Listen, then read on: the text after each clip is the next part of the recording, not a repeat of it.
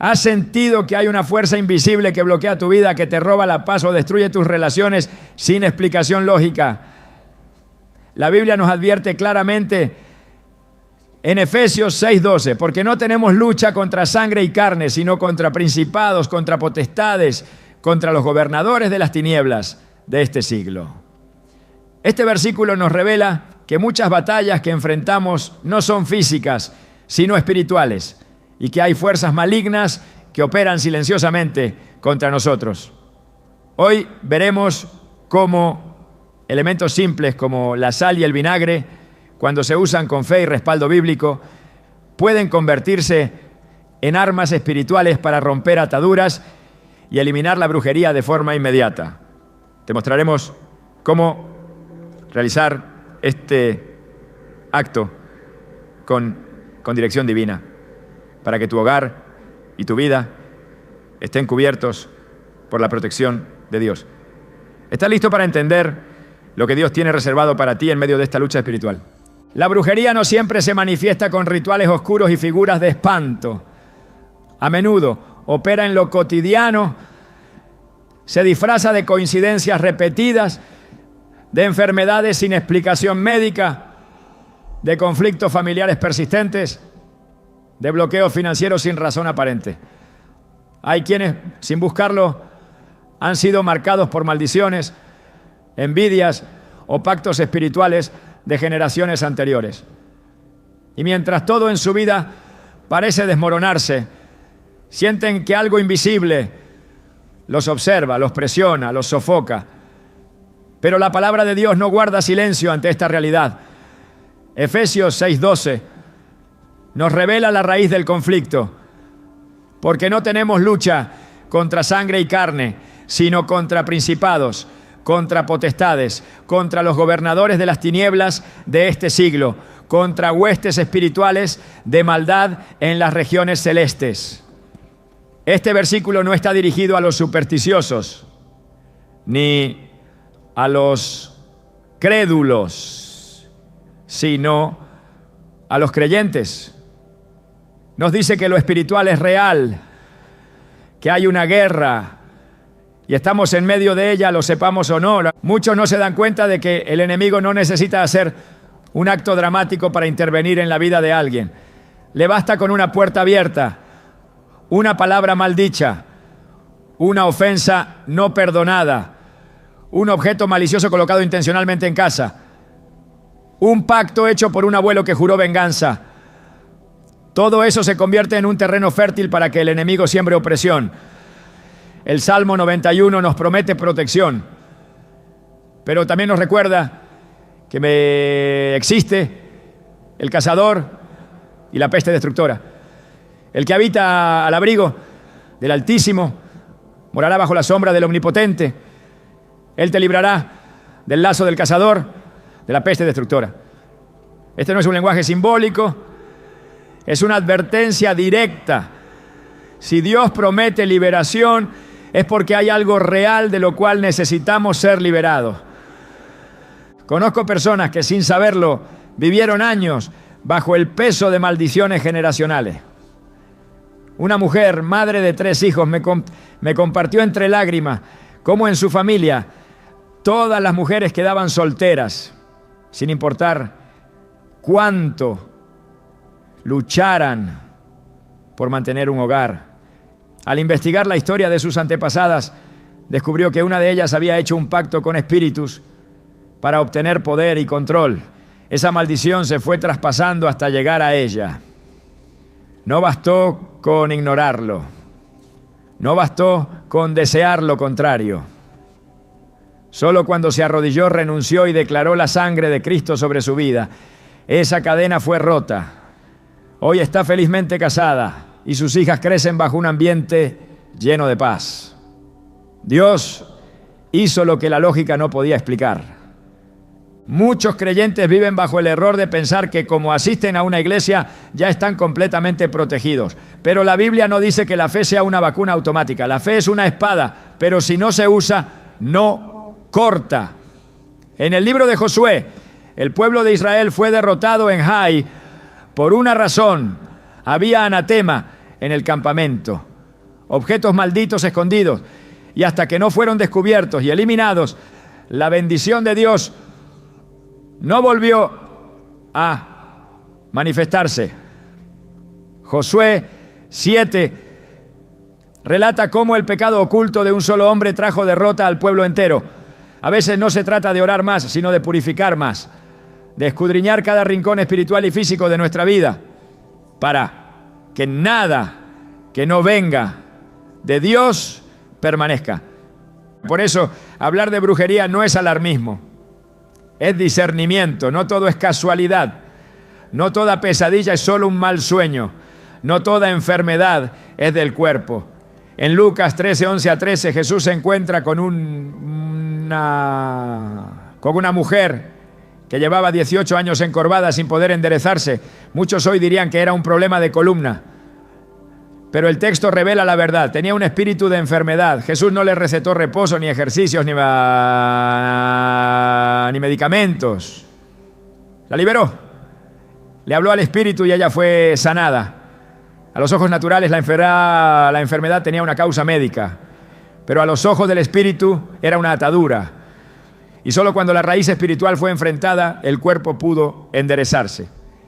De igual forma, hay hogares donde reina el caos, no por falta de amor, sino porque una atmósfera invisible los envuelve. Discusiones sin razón, cansancio constante, presencias que se sienten aunque nadie las vea. Y al investigar, descubren que alguien colocó tierra de cementerio bajo el umbral, o que un vecino envidioso les lanzó una maldición. En estos casos no es suficiente con ignorar. El silencio nunca rompe una cadena. La autoridad debe ser ejercida. La sangre de Cristo debe ser invocada. Y hay actos espirituales, como el uso de la sal y el vinagre, que no son supersticiones, sino herramientas simbólicas cuando se usan bajo dirección divina. En 2 Reyes 2, 19 a 22 encontramos un episodio revelador. El profeta Eliseo llega a Jericó. Los hombres del lugar le dicen: el lugar es bueno, como mi señor ve, pero las aguas son malas y la tierra es estéril. Eliseo les pide un vaso nuevo con sal, va al manantial y echa la sal diciendo: así ha dicho Jehová, yo sané estas aguas y no habrá más en ellas muerte ni enfermedad. Y las aguas fueron sanadas hasta hoy. ¿Qué hizo la diferencia? La sal, number, la palabra de Dios liberada a través de un acto de fe. La sal fue un instrumento, una señal externa de una verdad espiritual. Fue un acto profético que trajo restauración al territorio. O sea, eso mismo sucede hoy, cuando el creyente lleno del Espíritu Santo obedece la dirección de Dios y actúa en fe. La brujería no puede mantenerse donde hay presencia de Dios activa. No basta con tener una Biblia abierta en el Salmo 91 si el corazón está cerrado al arrepentimiento. No sirve de nada orar si seguimos atando nuestra vida con palabras de maldición, odio o incredulidad. El enemigo no se intimida por la religión, se intimida por la autoridad. Y la autoridad solo nace de la obediencia. Santiago 4:7 nos da el orden espiritual. Someteos, pues, a Dios. Resistid al diablo y huirá de vosotros. Sin sumisión no hay resistencia efectiva. Por eso, antes de hablar del acto con sal y vinagre, es necesario abrir los ojos a la realidad del mundo espiritual y luego alinear el corazón con el Creador. Solo entonces el acto externo tendrá poder verdadero. Hay quienes han vivido toda su vida bajo el yugo de la brujería sin tener culpa directa. A veces no somos nosotros los que abrimos la puerta, sino nuestros antepasados. Éxodo 25 dice que las maldiciones pueden visitar hasta la 3ª y 4ª generación de los que odian a Dios. Pero también dice que Dios muestra misericordia hasta 1000 generaciones a los que le aman y guardan sus mandamientos. Esto nos muestra que hay líneas de sangre marcadas por pactos, por palabras, por alianzas espirituales que aún están activas. Pero también nos muestra que el poder del amor de Dios es infinitamente mayor, que una sola generación que se arrepiente puede desatar la misericordia sobre 1000 más, que una sola persona llena del Espíritu puede revertir siglos de oscuridad con la luz de Cristo. Lo que el enemigo ha tratado de ocultar por años, Dios lo está trayendo a la luz. Y cuando la luz de Cristo entra, las tinieblas no pueden resistir. Juan 1:5 declara: la luz en las tinieblas resplandece y las tinieblas no prevalecieron contra ella. Esa es la promesa que debemos recordar. Que no importa cuán fuerte haya sido la opresión, cuán oscura la noche, cuán prolongada la batalla, la luz del Señor sigue siendo más poderosa. Y esa luz no es teoría, es acción, es presencia viva que habita en todo aquel que cree, obedece y se levanta en su nombre. Alguien me dijo una vez: pero si soy cristiano, ¿por qué me atacan estas cosas? Y la respuesta es clara: no es por debilidad, sino por llamado. El enemigo ataca lo que le amenaza, y cada creyente que decide vivir en santidad, que ora, que intercede, que cubre su hogar con la sangre de Cristo, se convierte en una amenaza directa para el reino de las tinieblas. Por eso no debemos temer a estos ataques, sino entenderlos como señales de que estamos avanzando. Pero tampoco debemos ignorarlo. En Mateo 10:16 Jesús dijo: he aquí, yo os envío como ovejas en medio de lobos. Sed pues prudentes como serpientes y sencillos como palomas. Prudencia significa discernir, reconocer cuando estamos siendo oprimidos y actuar con sabiduría espiritual. Dios no nos ha dejado indefensos. Nos ha dado su palabra, su espíritu, su autoridad. Nos ha dado la oración, la adoración, el poder de la sangre del Cordero. Nos ha dado armas espirituales que no son carnales, sino poderosas en Dios para la destrucción de fortalezas, como declara 2 Corintios 10:4. Y dentro de esas herramientas también permite actos simbólicos como el uso de la sal y el vinagre, cuando se hacen con la actitud correcta, bajo la guía del Espíritu y anclados en la palabra. No se trata de magia, se trata de fe. No se trata de fórmulas, se trata de obediencia. En los próximos segmentos veremos cómo estos elementos han sido usados históricamente por creyentes para limpiar espiritualmente sus hogares, romper ataduras y restaurar la paz. Pero antes de avanzar, es crucial entender que la brujería no es una fábula antigua, es una manifestación espiritual activa, pero su poder no puede prevalecer contra los hijos de Dios que se levantan con discernimiento, con autoridad y con una vida rendida al Señor. Hoy puede ser el día en que tus ojos espirituales se abran, en que tu historia familiar cambie y en que comiences a caminar en una libertad que jamás habías conocido. Porque cuando la luz entra, no hay brujería que pueda resistir. Desde los tiempos más antiguos, la sal ha ocupado un lugar sagrado en la historia espiritual del pueblo de Dios. No es un simple condimento o sustancia química, es un símbolo cargado de significado divino. En Levítico 2:13 se establece un mandato claro: sazonarás con sal toda ofrenda que presentes. No dejarás que falte jamás de tu ofrenda la sal del pacto de tu Dios. En toda ofrenda ofrecerás sal. Este versículo no se limita a un detalle ritual, es una declaración espiritual profunda. La sal representaba el pacto eterno entre Dios y su pueblo, una señal de permanencia, purificación y verdad. Cuando se colocaba sal sobre una ofrenda, se estaba reafirmando la alianza con el Altísimo, recordando que todo acto debía estar sellado por su santidad. La sal, por tanto, no solo preserva ni sazona, sino que consagra.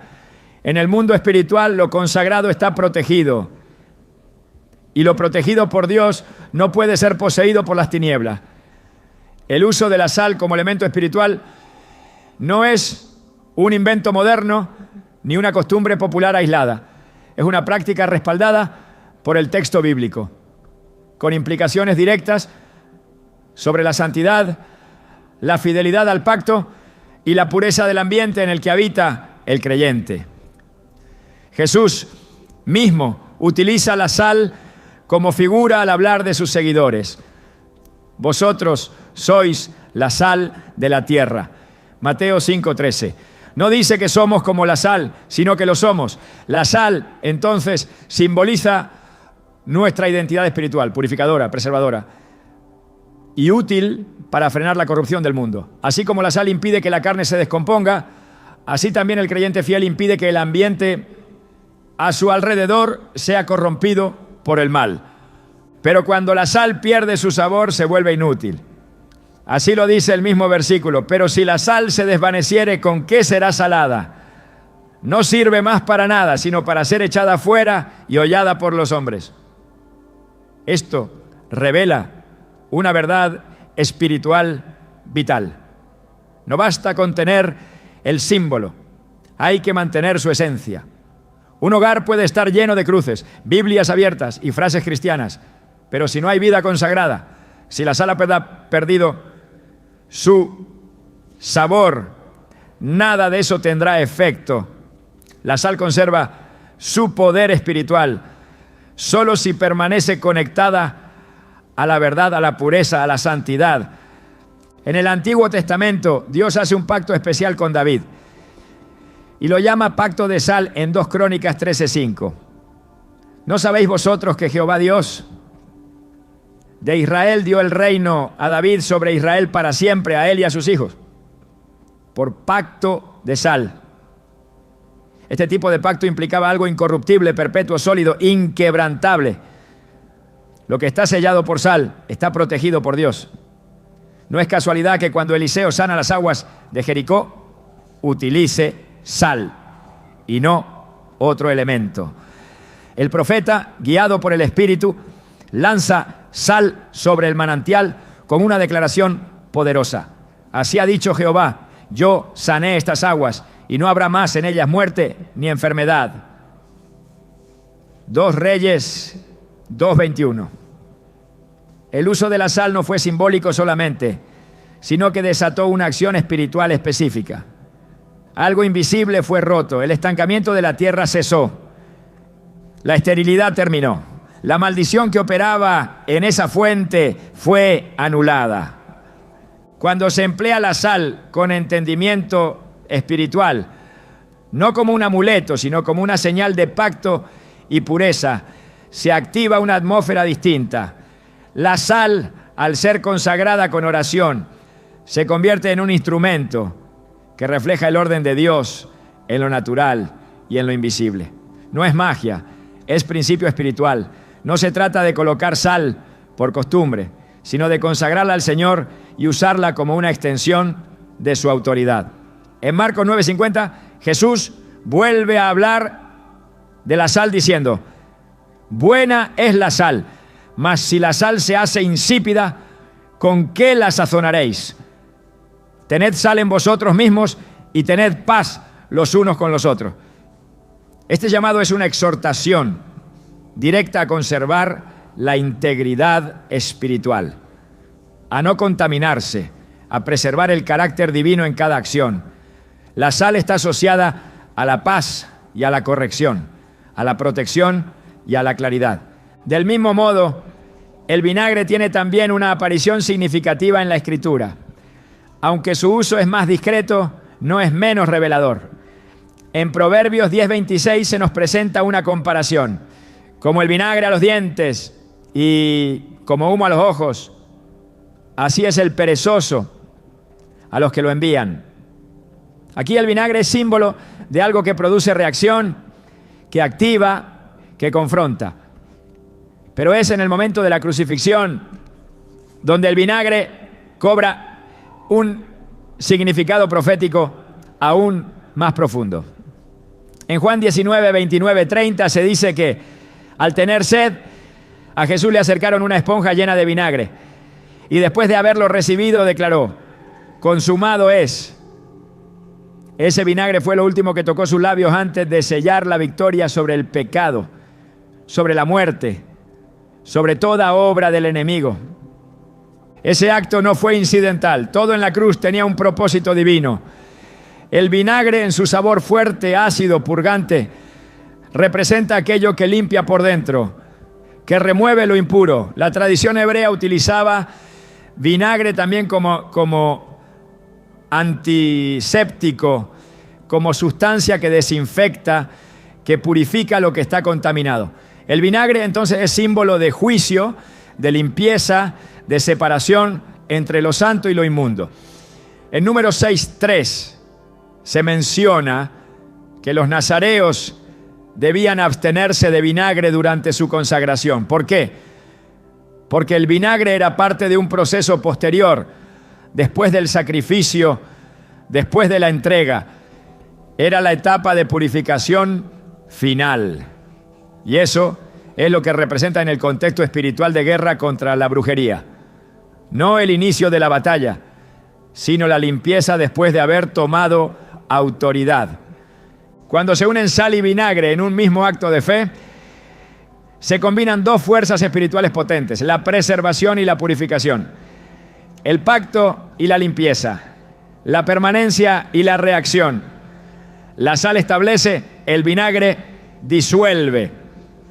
Juntos, bajo oración, se convierten en un acto profético que rompe las bases espirituales de la opresión. Es importante entender que ni la sal ni el vinagre tienen poder por sí solos. El poder está en Cristo, pero Dios, en su sabiduría, ha permitido que ciertos elementos visibles reflejen realidades invisibles. Y cuando el creyente se alinea con estas verdades, puede usarlos como herramientas de intercesión, de guerra espiritual y de restauración. En todo el Antiguo Testamento los elementos naturales fueron instrumentos de intervención divina. Moisés usó una vara, Elías lanzó su manto, Eliseo usó sal. Jesús escupió en tierra para formar lodo y abrir los ojos del ciego.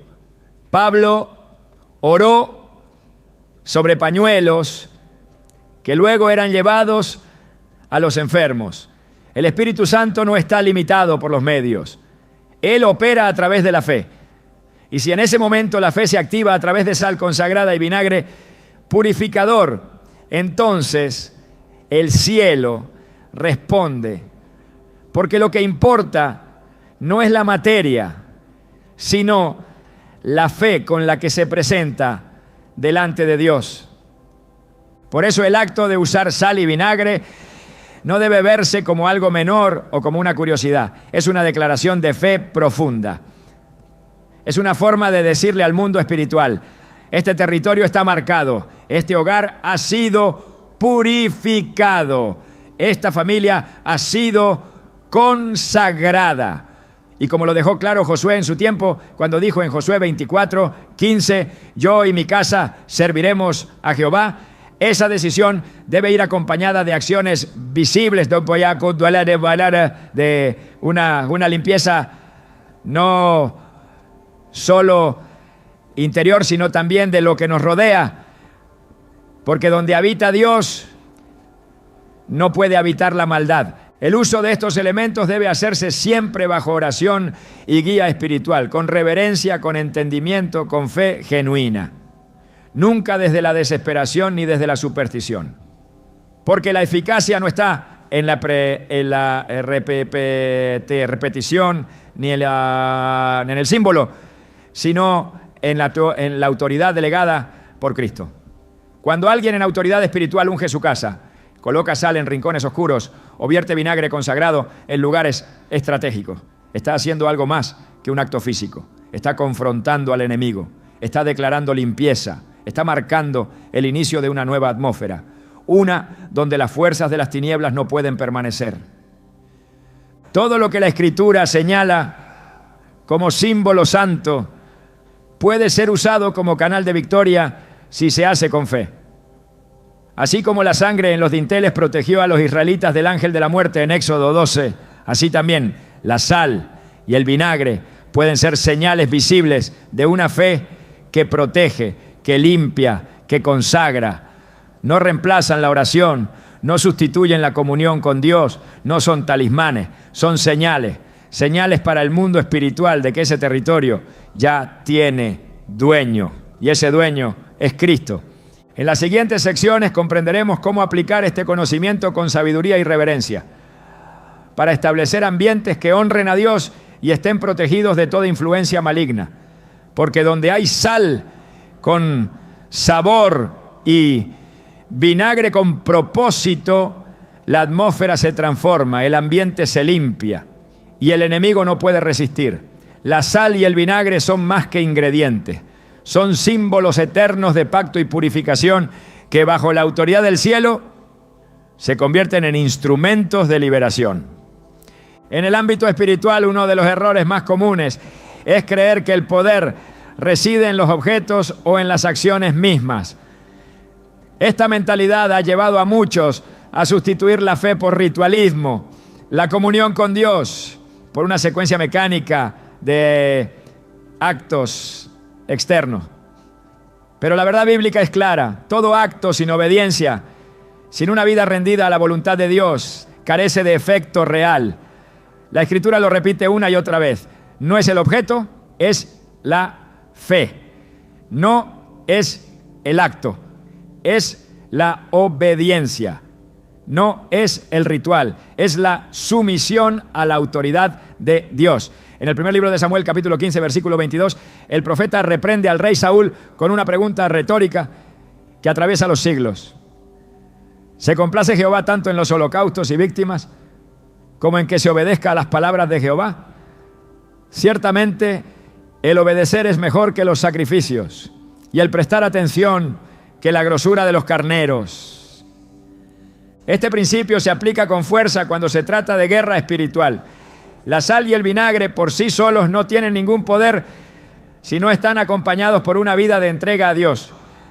Pueden ser símbolos sagrados, elementos utilizados en la Escritura con propósitos espirituales, pero si se usan sin una base de fe, no son más que materia inerte. El enemigo no teme a la forma, teme a la autoridad. Y la autoridad espiritual no se improvisa, no se hereda, no se copia. Se recibe por medio de una vida sometida, transformada por la obediencia a la palabra de Dios. En Santiago 4:7 se revela el orden de esa autoridad. Someteos pues a Dios, resistid al diablo y huirá de vosotros. Sin sumisión previa no hay victoria verdadera. Sin alineación con el cielo, ningún acto externo tiene valor. La Biblia nos muestra con contundencia que muchos hombres y mujeres intentaron ejecutar actos espirituales sin estar espiritualmente preparados, y los resultados fueron desastrosos. En el libro de Hechos 19 se relata la historia de los hijos de la Torah de los de Seba.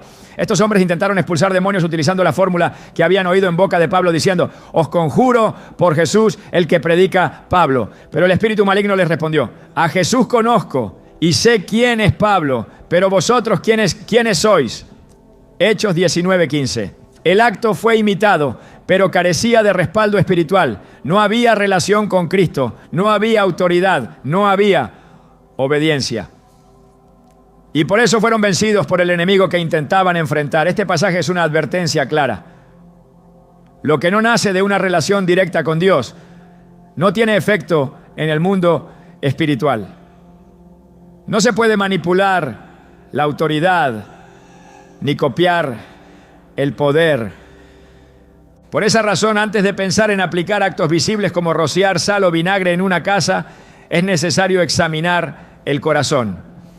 porque todo lo exterior debe estar fundamentado en lo interior. No se puede declarar victoria desde un lugar de desobediencia. No se puede expulsar la oscuridad si se toleran sombras en el alma. En Isaías 1:15 a 16, Dios confronta a su pueblo con palabras contundentes. Cuando extendáis vuestras manos, yo esconderé de vosotros mis ojos. Asimismo, cuando multipliquéis la oración, yo no oiré. Lavad, limpiaos, quitad la iniquidad de vuestras obras de delante de mis ojos. Dejad de hacer lo malo. Aquí no se niega el valor de la oración ni de los actos religiosos.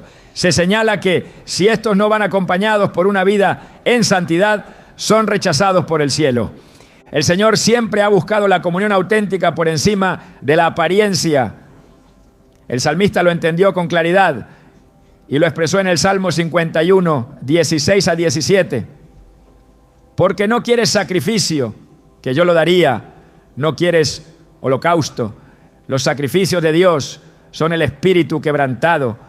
Al corazón contrito y humillado no despreciarás tú, oh Dios. Este es el corazón desde el cual se debe actuar, no desde la desesperación, no desde el miedo, no desde la superstición, sino desde la convicción profunda de que solo la vida rendida a Cristo tiene acceso a la autoridad que Él delega. Y cuando esa autoridad es ejercida, no hay brujería, maldición, ni fuerza maligna que pueda resistir. El poder de un acto espiritual radica en la obediencia previa. Moisés no levantó su vara por impulso, lo hizo por mandato. El mar Rojo se abrió no porque su vara tuviera propiedades milagrosas, sino porque fue levantada en obediencia exacta a la instrucción de Dios. El poder estaba en el respaldo divino, no en el objeto en sí. Jesús convirtió el agua en vino, pero solo después de que los sirvientes llenaron las tinajas como Él lo mandó. Cada milagro estuvo precedido por un acto de obediencia.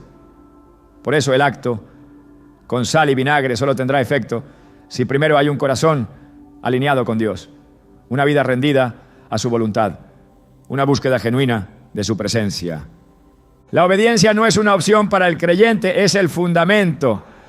En Deuteronomio 28 se enumeran las bendiciones que siguen a la obediencia y las maldiciones que resultan de la desobediencia.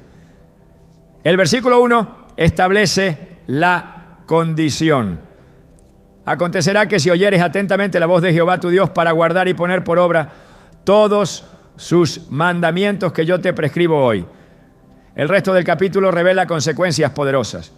Esto no ha cambiado. El principio sigue vigente.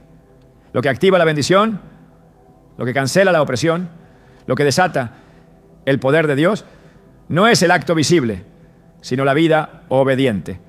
La obediencia es también la señal de que se pertenece verdaderamente a Dios. Jesús lo dejó en claro en Juan 14, 23. El que me ama, mi palabra guardará, y mi Padre le amará, y vendremos a Él, y haremos morada con Él. Esta promesa no es para todos, es para aquellos que guardan su palabra. Solo en esa condición el Padre y el Hijo hacen morada, es decir, presencia activa y continua. Y donde habita el Señor, la oscuridad no puede permanecer. Por eso, cuando se unge un hogar, cuando se declara liberación sobre una familia, cuando se realizan actos proféticos de purificación, es necesario que primero la presencia de Dios esté establecida. No se puede limpiar una casa que no ha sido entregada. No se puede purificar un territorio que no ha sido rendido. Dios no está buscando actos vacíos. Está buscando corazones obedientes. En Mateo 7, 21 a 23, Jesús advierte sobre aquellos que realizarán actos en su nombre sin haberlo conocido realmente. Muchos me dirán en aquel día: Señor, Señor, ¿no profetizamos en tu nombre? Y en tu nombre echamos fuera demonios, y en tu nombre hicimos muchos milagros. Y entonces les declararé: nunca os conocí, apartaos de mí, hacedores de maldad. Aquí se confirma que incluso acciones poderosas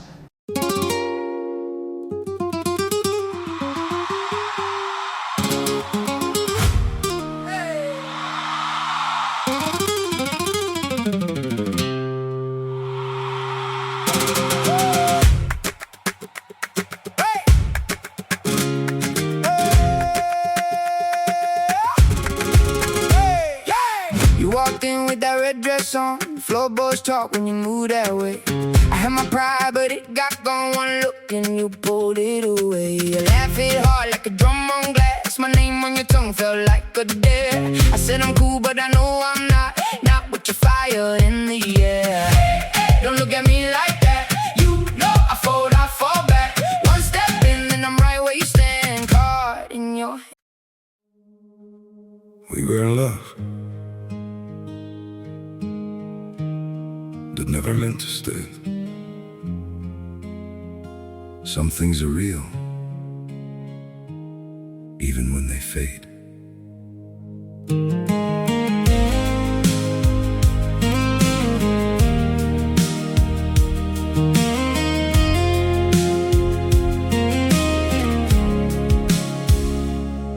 I used to think if we kept holding on, we could bend the truth somehow. But love can't fight what's pulling us apart, and it's breaking us down now.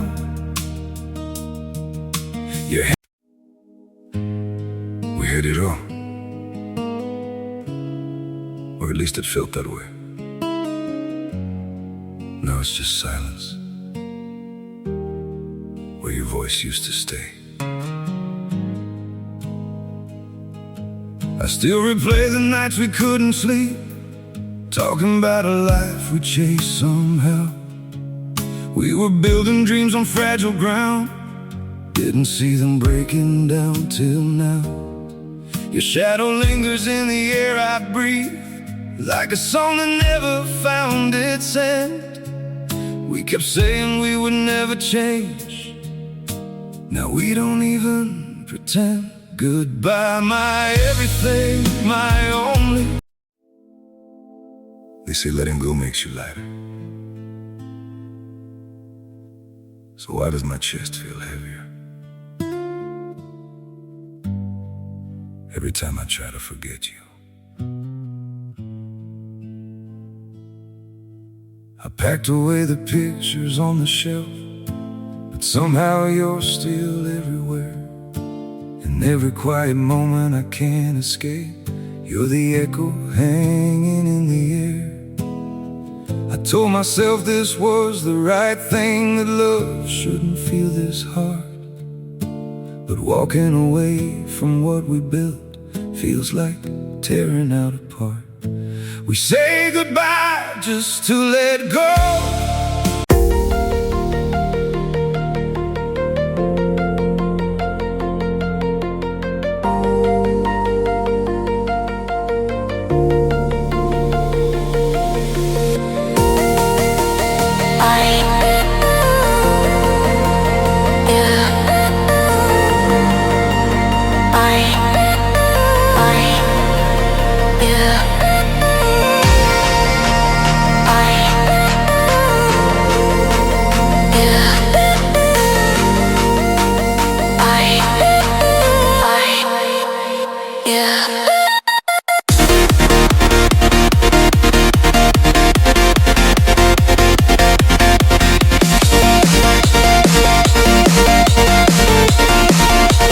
pueden ser realizadas por personas sin verdadera comunión con Dios.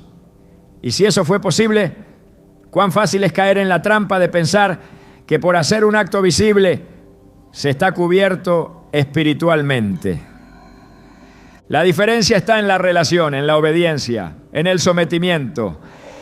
Un acto con sal y vinagre puede cerrar una puerta espiritual solo si quien lo realiza está bajo el señorío de Cristo.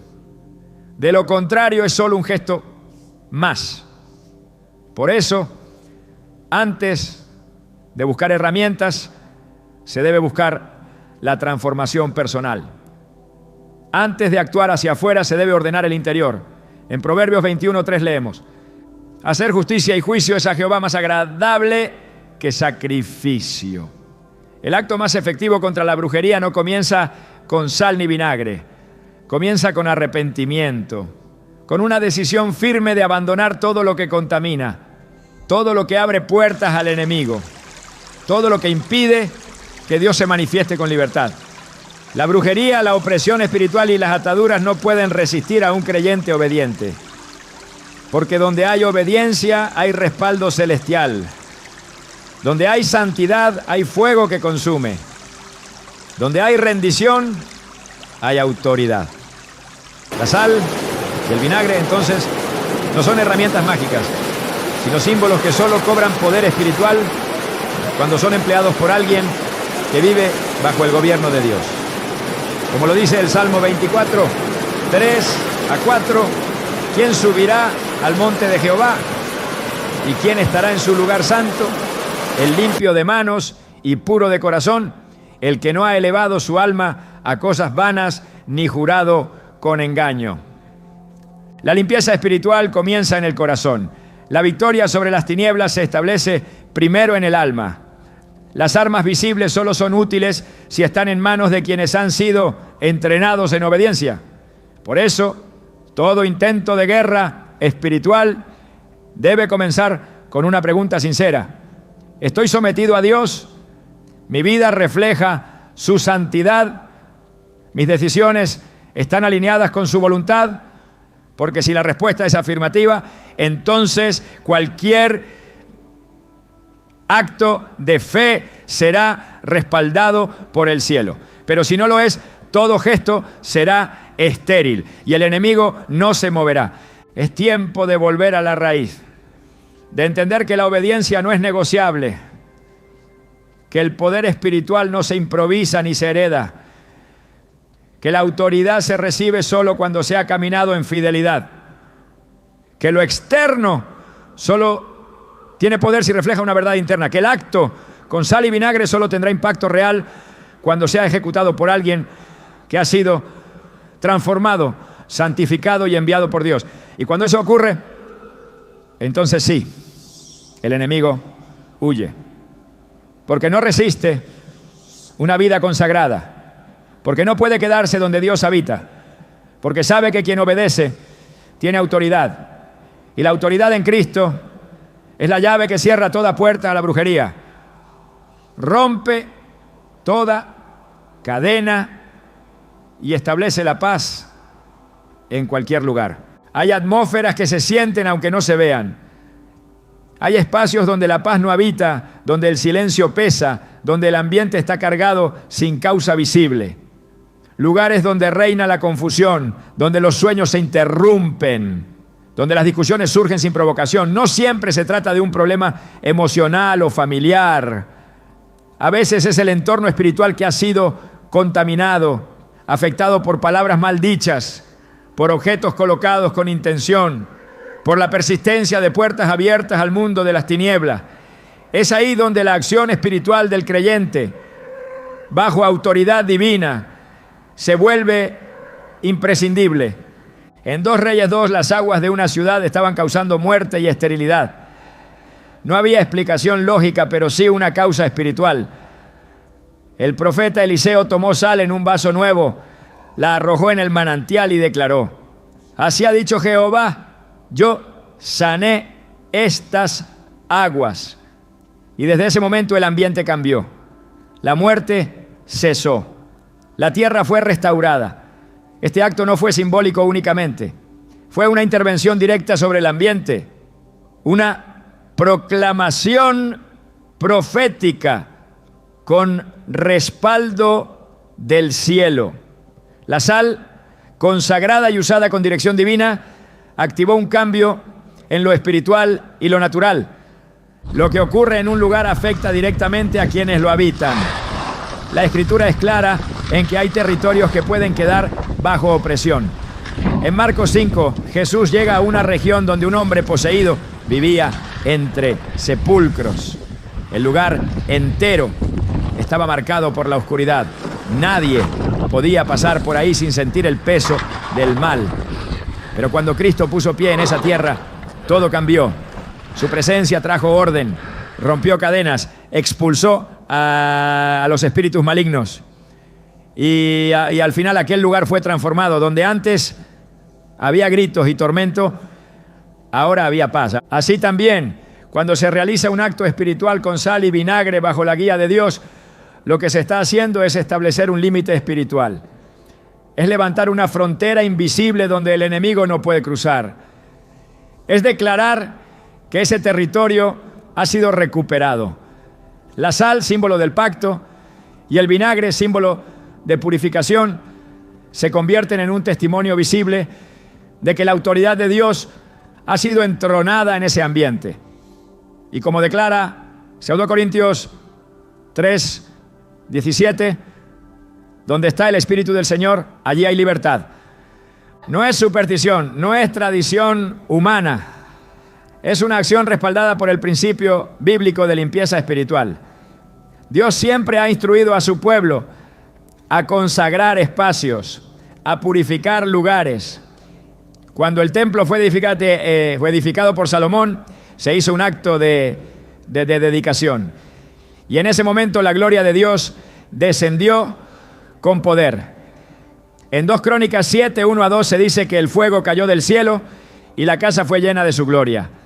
No fue un momento emocional, fue una manifestación tangible del cielo como respuesta a un acto físico de consagración. Así funciona en el ámbito espiritual. Lo visible activa lo invisible cuando es hecho en obediencia y fe. Cuando un hogar es afectado por influencias ocultas, cuando hay opresión, disturbio emocional constante, insomnio sin causa, enfermedades repetitivas o conflictos que no se explican con lógica, muchas veces la raíz es espiritual. El acto con sal y vinagre no es una solución aislada, sino una herramienta dentro de un proceso mayor de limpieza y restauración. Cuando se consagra la sal, se unge el vinagre, se ora con autoridad y se recorren los espacios declarando el señorío de Cristo. Algo comienza a romperse en lo invisible. Las cadenas que habían sido ocultas se deshacen. Las tinieblas que se habían establecido retroceden, porque la presencia de Dios se establece donde hay fe activa. Hay lugares que han sido contaminados por prácticas ocultas, por objetos consagrados a otros dioses, por palabras lanzadas con odio. Y cuando eso sucede, el ambiente se vuelve propenso a la confusión, a la tristeza profunda, al desgaste espiritual. La Biblia advierte contra traer maldición al hogar.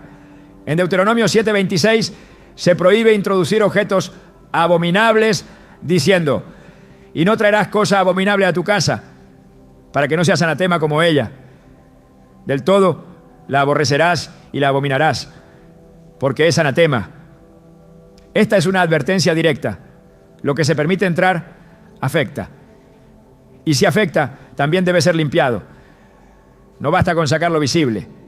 Es necesario consagrar lo invisible. Y es ahí donde este acto tiene su función. El uso de la sal consagrada y el vinagre orado no consiste en colocar sustancias sin propósito. Se trata de marcar espiritualmente cada rincón.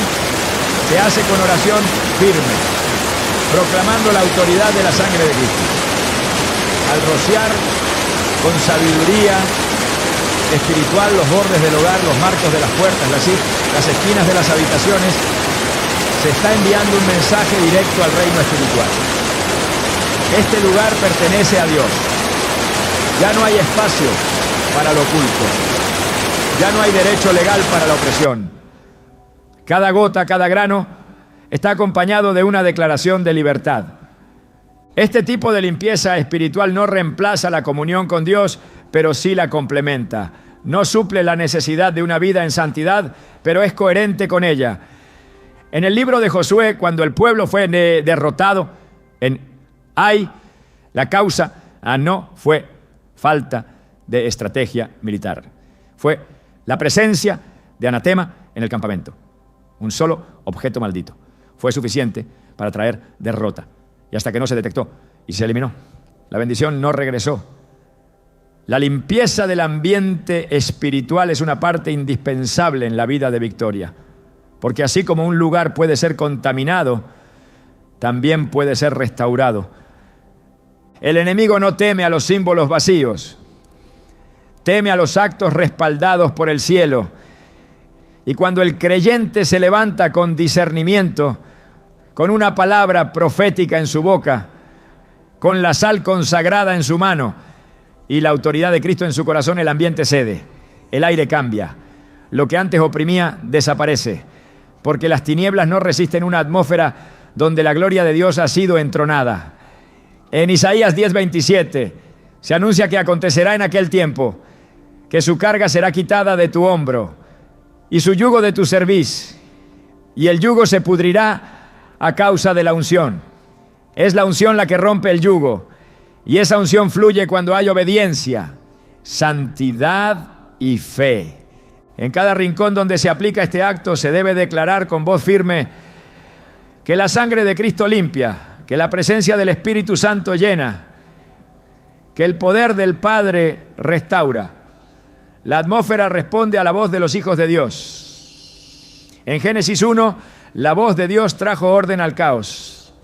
Y esa misma voz, cuando es liberada por un creyente en fe, tiene poder para establecer orden donde antes reinaba la confusión. Cada palabra hablada con fe, cada oración declarada sobre un espacio, cada acto hecho en obediencia, desata un efecto real en lo espiritual. El vinagre con su acidez representa la ruptura, la disolución de lo que ha sido establecido por el enemigo. Es símbolo de purificación y de juicio. Cuando se mezcla con sal consagrada y se usa bajo oración, actúa espiritualmente como un agente de limpieza profunda. No es un gesto decorativo, es una acción de guerra. La Biblia está llena de momentos donde actos físicos desataron transformaciones espirituales. No porque el objeto tuviera poder en sí mismo, sino porque fue usado bajo la instrucción divina. El uso del vinagre debe hacerse con reverencia, con entendimiento y con claridad de propósito. El hogar debe ser un santuario, no un campo de batalla constante. Debe ser un lugar de refugio, no de opresión. Debe ser un espacio donde el Espíritu Santo pueda reposar, no donde el enemigo encuentre comodidad. Cuando este acto se realiza bajo la guía del Señor, no solo se limpian las paredes, se restaura el ambiente. Y cuando el ambiente es restaurado, la mente se aclara, la familia se reconcilia, el descanso vuelve, la oración fluye, la presencia de Dios se percibe, porque hay ambientes que una vez sanados se convierten en altares de adoración. No es casualidad que en Éxodo 12, cuando Dios ordenó la última plaga sobre Egipto, instruyera a su pueblo a marcar con sangre los marcos de las puertas. Esa marca externa fue suficiente para que el ángel de la muerte pasara de largo. Fue una señal espiritual visible, hecha en obediencia, que produjo protección. Lo mismo ocurre hoy cuando el creyente lleno del Espíritu marca su hogar con actos consagrados, con declaraciones de fe, con gestos de limpieza espiritual, no como una fórmula, sino como una respuesta de obediencia, no como una superstición, sino como una proclamación de autoridad. La paz no llega por casualidad, se establece. La libertad no se hereda, se ejerce. La limpieza espiritual no es automática, se practica con discernimiento. Y este acto, cuando es realizado desde un corazón rendido, se convierte en una herramienta que quiebra estructuras ocultas, rompe maldiciones establecidas y restituye el orden divino. Donde había caos, se establece la paz. Donde había maldición, se levanta la bendición. Donde había oscuridad, la luz comienza a brillar. Porque el Dios que restauró el manantial de Jericó con sal es el mismo que hoy restaura hogares, habitaciones a familias enteras. El poder no está en la mezcla, está en el respaldo divino que se activa cuando un hijo suyo se levanta en fe, en obediencia y declara que ese lugar pertenece al reino de los cielos. Y cuando el reino se establece, no hay brujería que pueda resistir, no hay opresión que permanezca, no hay atmósfera que no se transforme. Donde hay fe activa hay cobertura, donde hay obediencia hay autoridad, y donde hay autoridad hay protección espiritual real. Una de las verdades más poderosas que revela la Escritura es que el hogar no es solamente un espacio físico, sino un territorio espiritual que puede ser consagrado o contaminado, cubierto o expuesto, bendecido o vulnerado. En el mundo espiritual, el orden y la protección no son automáticos. Se establecen a través de la palabra, la santidad y la vigilancia constante. Cuando se realiza un acto espiritual bajo la dirección de Dios, con elementos que reflejan verdades bíblicas, como la sal consagrada y el vinagre purificador, lo que se está haciendo no es solo limpiar, sino también cubrir, marcar y sellar espiritualmente lo que se quiere preservar. En Éxodo 12, cuando Dios ordenó al pueblo de Israel marcar con sangre los dinteles de sus puertas, no lo hizo como un ritual simbólico sin valor, sino como un acto profético con consecuencias espirituales inmediatas. El ángel de la muerte no entró donde vio esa marca. La sangre no solo hablaba de redención, también de protección. Y así como la sangre del cordero físico protegió a los israelitas, hoy la sangre del cordero eterno, Cristo, es la cobertura espiritual para todo aquel que se alinea con su palabra. Pero esa cobertura no opera en automático, se invoca, se activa, se proclama. Y cuando se realizan actos proféticos en obediencia, como aplicar sal y vinagre, consagrados en un hogar, se está marcando ese lugar como territorio santo, sellado, cubierto. La Escritura deja claro que Dios pone un cerco alrededor de los que le temen. En Job 1:10, Satanás mismo lo reconoce cuando dice: no le ha cercado alrededor a él y a su casa y a todo lo que tiene. Ese cerco espiritual no es una metáfora poética, es una realidad en el mundo invisible. Cuando una casa es entregada a Dios, cuando cada rincón se consagra con fe, cuando se declara con autoridad que Cristo reina en ese lugar, los límites espirituales se levantan y el enemigo no puede traspasar lo que ha sido marcado por Dios. Pero si hay grietas, si hay puertas abiertas, si hay permisividad con lo impuro, entonces la cobertura se debilita. Por eso, todo acto de protección espiritual comienza con limpieza, pero se completa con cobertura. Cuando se utiliza sal consagrada, se está reafirmando un pacto. Cuando se usa vinagre bajo oración, se está purificando lo que pudo haber quedado oculto.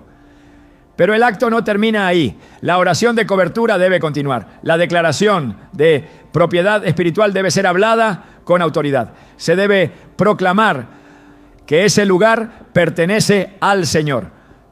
Porque en lo espiritual, lo que no se reclama en fe puede ser reclamado por el enemigo.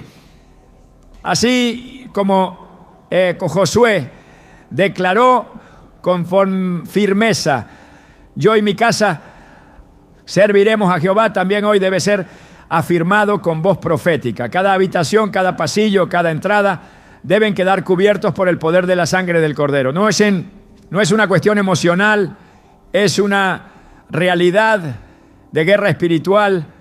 En Salmo 125:2 se nos revela una imagen clara de cobertura divina. Como están los montes alrededor de Jerusalén, así está Jehová alrededor de su pueblo, desde ahora y para siempre.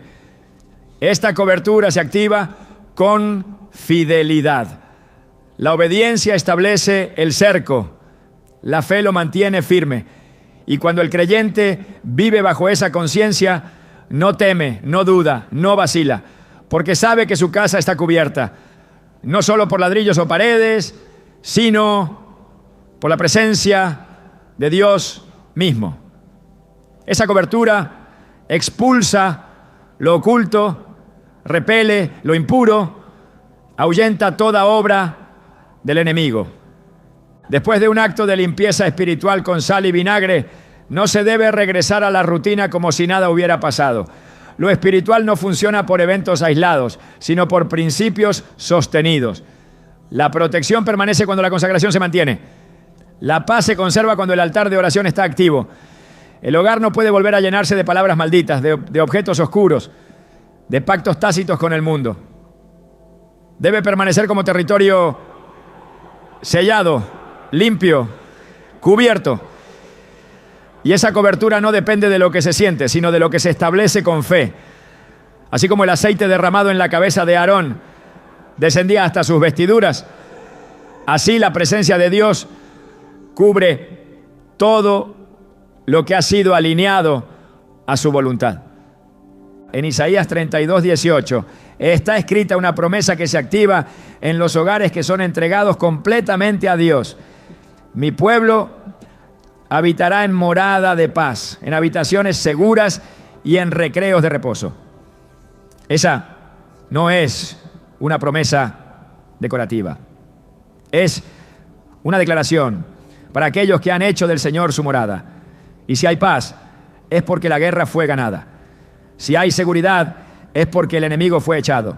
Si hay reposo, es porque la cobertura fue levantada. La sal y el vinagre son los sellos físicos de un acto de guerra espiritual que deja como resultado un ambiente bajo autoridad divina. El enemigo no resiste la cobertura espiritual que proviene de una casa consagrada.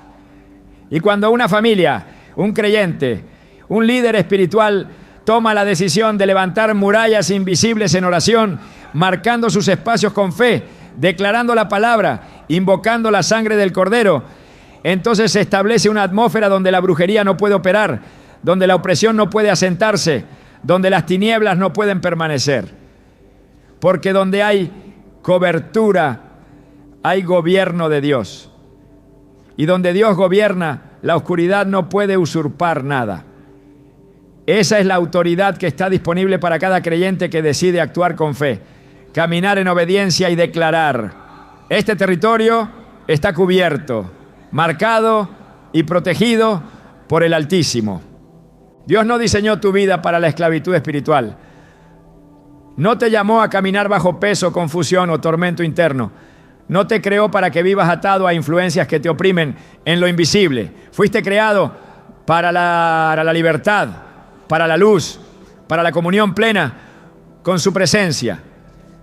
Desde el principio, el plan del Padre ha sido claro: liberar a su pueblo, quitar toda atadura, destruir toda obra de las tinieblas. Así como liberó a Israel de Egipto con mano fuerte, también hoy libera al que clama desde un corazón rendido. En Gálatas 5, 1 lo declara sin ambigüedad: estad pues firmes en la libertad con que Cristo nos hizo libres, y no estéis otra vez sujetos al yugo de esclavitud. Esa libertad no es solamente teórica ni emocional, es una realidad espiritual que debe manifestarse en cada área de la vida. Donde hay cadenas, Cristo quiere traer ruptura. Donde hay ciclos repetitivos, Él quiere traer restauración. Donde hay opresión, su Espíritu quiere establecer paz. La guerra espiritual no tiene como propósito prolongar el conflicto, sino garantizar la victoria. Porque el enemigo ya fue derrotado en la cruz. Y lo que el creyente necesita es alinearse a esa victoria, tomar posesión de ella, caminar bajo esa autoridad y declarar con firmeza que la opresión no tiene más lugar. Cuando se realiza un acto espiritual con sal y vinagre en fe, no se está haciendo una ceremonia vacía. Se está tomando una posición clara frente al mundo espiritual. Se está diciendo: aquí ya no reina la oscuridad. Aquí gobierna Cristo. Aquí no hay lugar para el temor.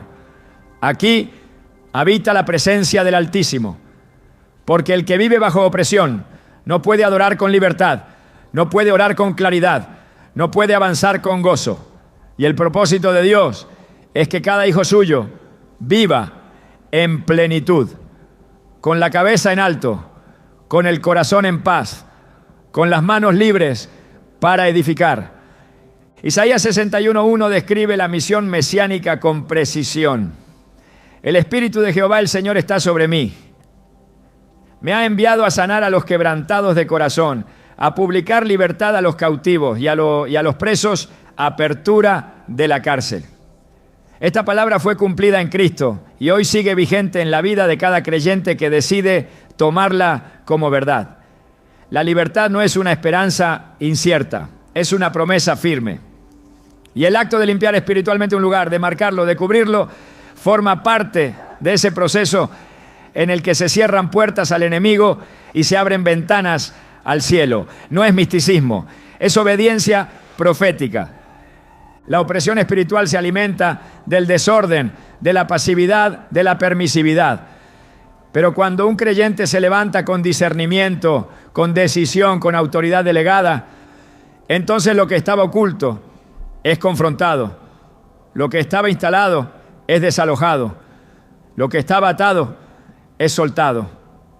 En Juan 8:36 Jesús declara: así que si el Hijo os libertare, seréis verdaderamente libres. Esa libertad no se reduce a un estado emocional momentáneo. Es una nueva condición espiritual. Y todo lo que se haga desde esa condición, ya sea orar, proclamar, ungir, consagrar, tiene respaldo divino. El enemigo no quiere que sepas esto, no quiere que entiendas que tienes autoridad. Prefiere que pienses que la opresión es parte de tu carácter, de tu historia, de tu ambiente. Pero la verdad es que la opresión espiritual no es tu herencia, no es tu identidad, no es tu destino. En Romanos 8:15 lo deja claro. Pues no habéis recibido el espíritu de esclavitud para estar otra vez en temor, sino el espíritu de adopción, por el cual clamamos: Abba, Padre. Esa es tu posición: hijo, no esclavo; heredero, no prisionero. Y desde esa posición se ejerce la autoridad para declarar libertad sobre el entorno y sobre uno mismo. Cuando se camina en libertad, se piensa distinto, se actúa distinto, se ora distinto. La mente ya no está nublada, el corazón ya no está dividido. Las decisiones ya no están condicionadas por la culpa, el miedo o el caos. Y cuando se consagra un lugar, cuando se aplican símbolos proféticos como la sal y el vinagre bajo oración, no se está buscando un cambio emocional, se está reclamando un territorio para el reino, se está limpiando lo que fue contaminado, se está ordenando lo que estuvo en confusión, y esa limpieza no se detiene en las paredes, llega hasta el alma. El Señor quiere que su pueblo sea libre, no parcialmente, sino completamente, no por momentos, sino de manera permanente. Y esa libertad incluye cada aspecto: emocional, físico, espiritual, relacional. El creyente no fue llamado a coexistir con la opresión, fue llamado a resistirla, a confrontarla, a desalojarla en el nombre de Jesús. Y si hay algo que se ha instaurado en el hogar, si hay una atmósfera que no refleja la paz de Dios, entonces es momento de actuar, no desde el miedo, sino desde la convicción, no desde la angustia, sino desde la fe. Cuando el pueblo de Israel salió de Egipto, no lo hizo encadenado ni en secreto. Salieron con libertad plena, con dirección divina, con respaldo sobrenatural. Salieron en victoria dejando atrás el pasado, los yugos, las órdenes del faraón. Y ese mismo Dios que los sacó, hoy sigue sacando, sigue liberando, sigue guiando. Porque donde está su presencia, no hay lugar para la opresión. Y si su presencia llena tu casa, tu habitación, tu entorno, entonces la libertad comienza a fluir. El acto de consagrar el lugar, de purificarlo, de marcarlo con fe, es solo el principio. La verdadera meta es habitar en la libertad que ya te fue dada. En 2 Corintios 3:17 se declara con fuerza: el Señor es el Espíritu, y donde está el Espíritu del Señor, allí hay libertad. Esa libertad debe hacerse tangible, debe sentirse en el ambiente, debe reflejarse en las conversaciones, en las decisiones, en la atmósfera del hogar. Y si no está presente, no es porque Dios no quiera darla, sino porque aún hay lugares que deben ser entregados, actos que deben ser realizados, oraciones que deben ser proclamadas. Dios está dispuesto, el cielo está listo. Solo hace falta que el creyente se levante, tome su posición, limpie lo que deba limpiarse y proclame que su vida, su casa, su familia ya no pertenece a la esclavitud, sino al reino de la luz. Porque no naciste para vivir atado, naciste para ser libre. Y la libertad no es una emoción, es una condición que se conquista en fe, se protege con santidad y se mantiene con obediencia. Esa es la voluntad de Dios para ti. Y todo acto que realices bajo esa verdad será eficaz, porque el enemigo no puede resistir a un corazón libre, a una casa consagrada, a una vida bajo la autoridad del Espíritu Santo. Esa es tu herencia, esa es tu realidad, esa es la libertad que ya te pertenece. Hay un momento en el que ya no se trata de entender más, sino de decidir. No se trata de acumular información espiritual, sino de activar lo que Dios ya ha depositado en tus manos. Cuando se habla de brujería, maldición u opresión, el error más grave no es ignorarlas, sino acostumbrarse a convivir con ella. Porque el enemigo se alimenta de la inacción, del silencio, de la tolerancia. Pero hoy has recibido una llave, una instrucción precisa, un acto respaldado por la palabra. Y ahora la pregunta es, ¿qué vas a hacer con eso? El enemigo opera en territorios no vigilados, en ambientes que no han sido declarados como sagrados. Por eso el acto profético con sal y vinagre es más que una herramienta. Es un grito espiritual que establece jurisdicción, marca el fin del silencio. Señala que alguien ha despertado, que una casa ha sido reclamada, que la autoridad no ha sido cedida. Pero más allá del acto hay una actitud interna que debe mantenerse. Una postura de guerra, de vigilancia, de identidad espiritual activa. Porque la victoria no está en lo que haces por un día, sino en lo que decides sostener todos los días. Esta conclusión no es el cierre de un mensaje, es el principio de una nueva atmósfera. No es una última palabra, sino el primer paso hacia una vida sin cadenas, sin confusión, sin ambientes en sombra.